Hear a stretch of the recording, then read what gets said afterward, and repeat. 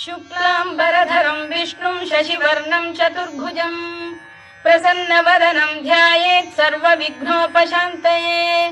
व्यासं वसिष्ठनप्तारं शक्तेः पौत्रमकल्मषं पराशरात्मजं वन्दे शुकतातं तपोनिधिम्। व्यासाय विष्णुरूपाय व्यासरूपाय विष्णवे नमो वै ब्रह्मनिधये वासिष्ठाय नमो नमः।